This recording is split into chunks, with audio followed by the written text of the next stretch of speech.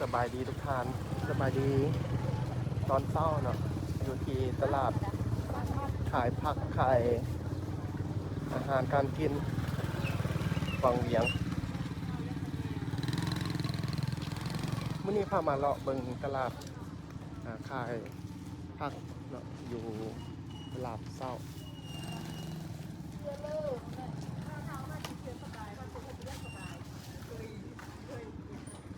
มื้อนี้วันที่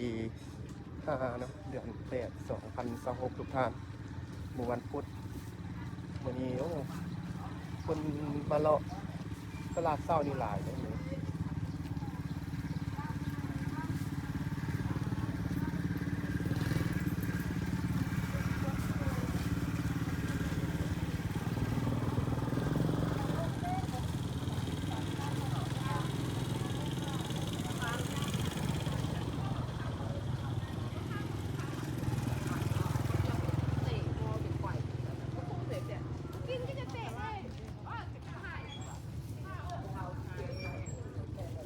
หมกแตงกับลายสลีนกับลายเนาะ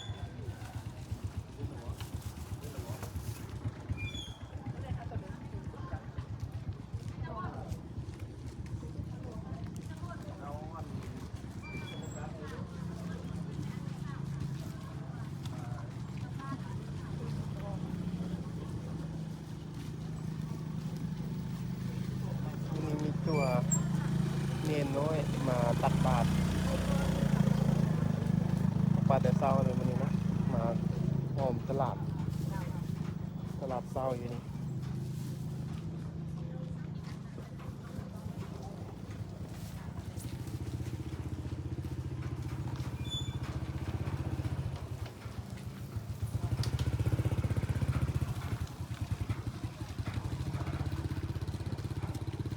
ซื้อยังวะ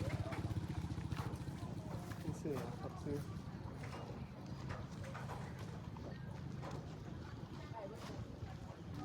พวกมักเทียนนะสั่งครับสั่งแล้วเดี๋ยวทำเองมักเทียนก็สั่งแล้ววะเทียนนะสองแคน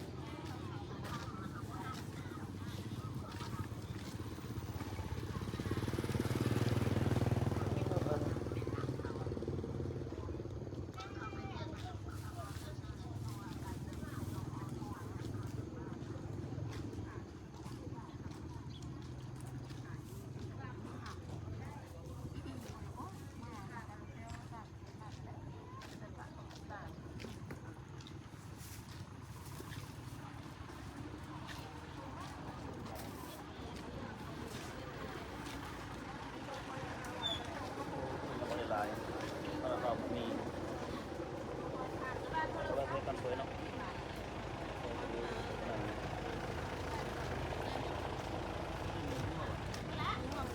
โน่นเลยโน่นจะหา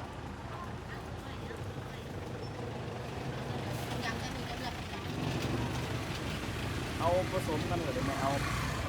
พอดีเห็ดลาบเอาเห็ดลาบนะคนเขากินเอาโลนึงเอาโลนึงสองสี่สันตอนนี้เราจะเอาเนาะโอ้ง่ามเลยเนาะเอาครึ่ง ฝนตกทุกทานเลย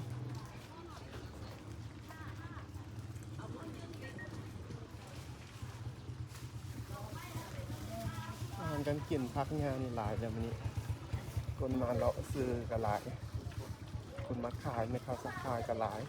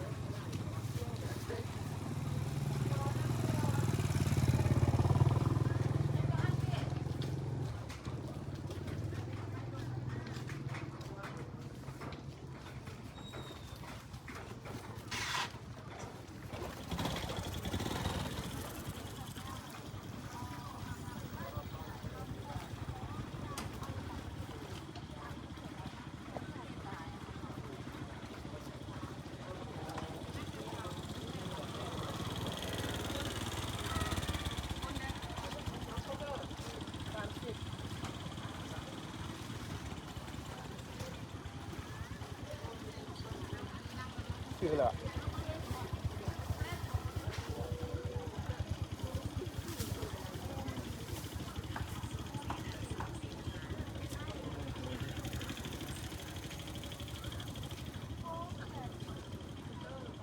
มาแขนก็ซื้อแล้ว ยังเขาไม่ใช่ มาแขนอยู่พุ่น ลองไป ลองกัน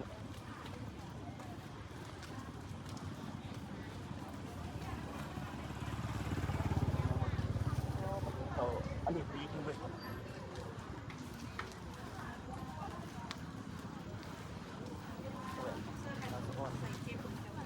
เดือนวันนี้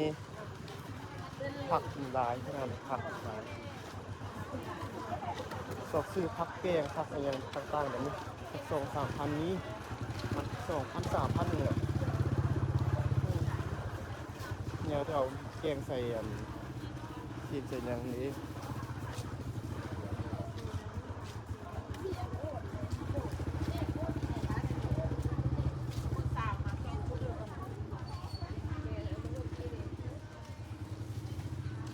ซื้อปากกาไปแกงก่อน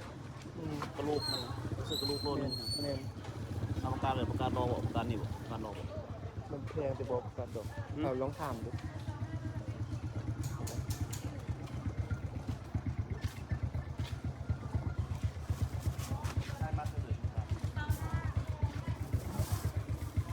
ตามเท้าคือก่อนตามเท้าคือก่อนทำเพื่อการเสียก็ได้ เดี๋ยวแพงสัก5เป็น10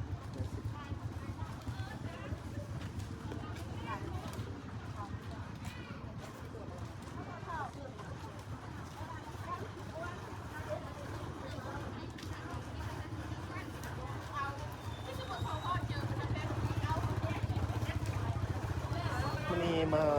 สอบซื้อกินของกินของทานมีหลายขนาดเลยหอมมันก็ซื้อแล้วหอมจะหอมไปดู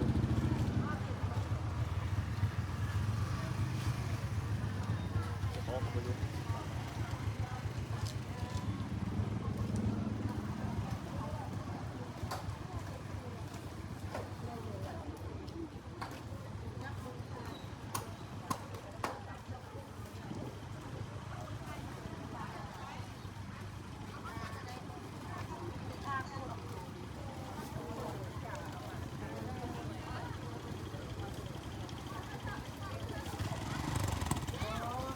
มาสิเอากิน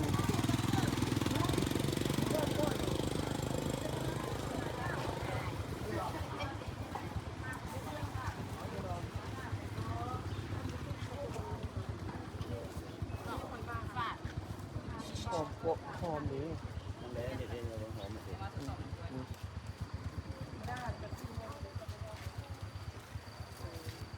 โอ้หอมถึงน้ำขนาดนั้น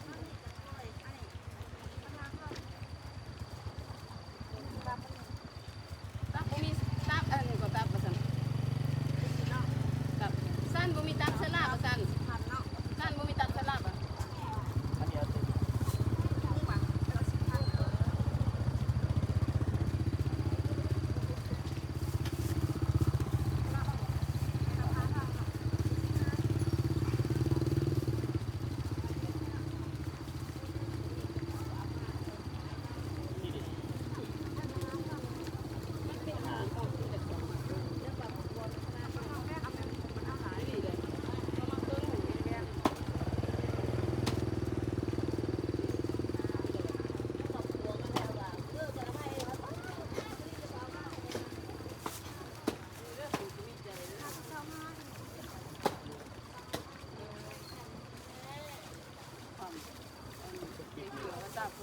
ผมมี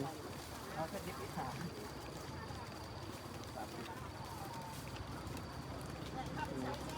ปกเยี่ยมอาหารก็ขึ้นหลายมือทุกทานผมมารอแต่เช้ามื้อนี้แล้วเราประมาณ6 โมง6 โมงเช้าเป็นมักเกียนอยู่ครับ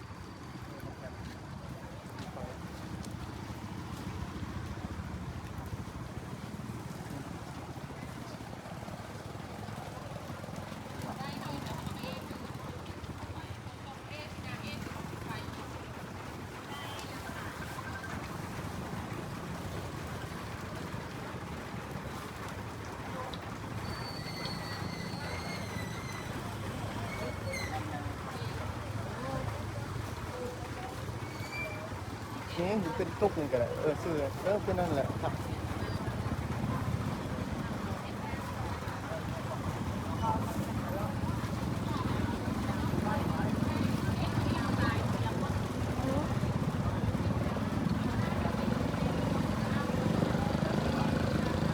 ซื้อตุกน้อยนี่ก็ได้เนี่ย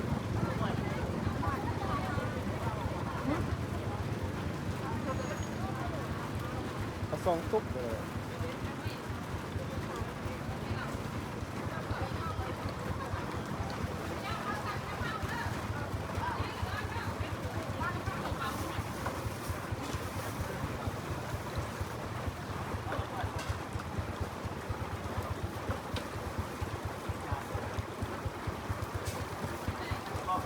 เฮ้ยลูก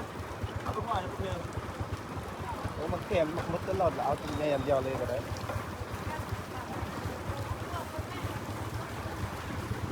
ฝนตกแห้งตอนนี้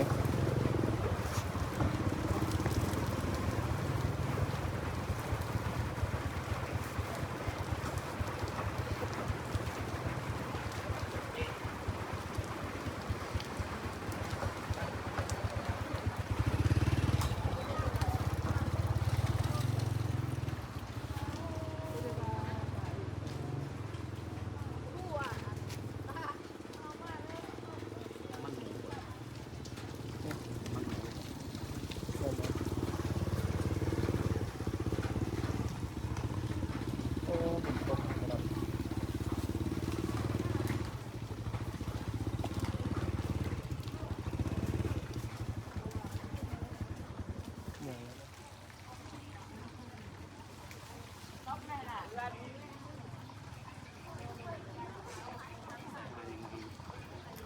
ซึ่งเคยดิบนี่แบบนี้ ที่สอง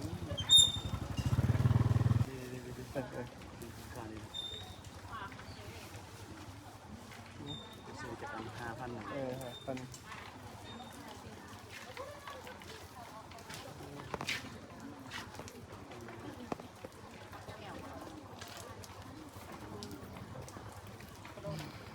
บักอันนี้เก็บมาได้ใส่เลยเนี่ย อันนี้ เนี่ย กระดมมาจากพูด เอามาแต่พุ่นเลย เออ อันนี้อันเดียวกันวะอันนี้พุ่นนี่ก็แม่น แม่น อันนี้ลูกสาว แอนนำยศต่าง โอ้ลูกน้องสิโอ้ลูกสาวแม่งามเนาะซื้อยังนี่สาว กินนิดเลย เสื้อเด้อฮะ อันเด้อ ซื้อยังก็ซื้อซ้ำอ๋อยังเข้าเฮียนอยู่วะ เอาลงโลหะสิ ที่เห็นผงงามได้มาซื้อสวยนี่ อันนั้นสิ กินเนาะนี่ อันนี้อาทิตย์ เหมือนอันนี้ก็นั่นก็สวย กับหลาน ไทยอันหมักอันนี้หมักยังนี่เป็น เอาคือก็ หมักน้ำมะ มะขาม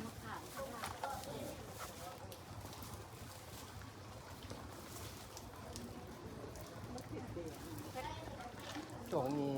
อาหาร เที่ยวมันบ่เป็นตะเบิง อาหารธรรมศาสตร์มีหลาย ไอ้ ค พว รั ก บ เจ็บคนใจ หลายขนาดนี้ ใครเจ็บก็เจอจังเที่ยวเด็กเที่ยวเลย นะครับโอ้เตียงอ่อนเตียงเนาะ งามเด้อ เอามาทางเดิมเตียง แต่หวานก็เป็นตุ้ยปกติมันจักระเป็นบ่ตัก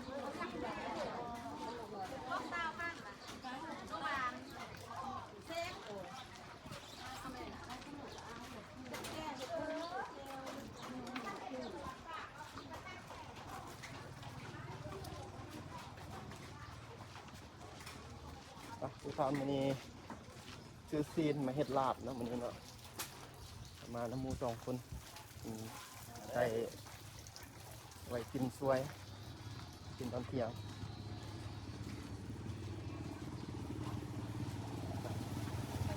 สำหรับวิดีโอนี้เราพามาเลาะบนตลาดเต้าทุกท่านเรามาซื้อของกินตอนสวยเราไปพบกันใหม่ในโดนาเด้อเนาะเอามาสบายดี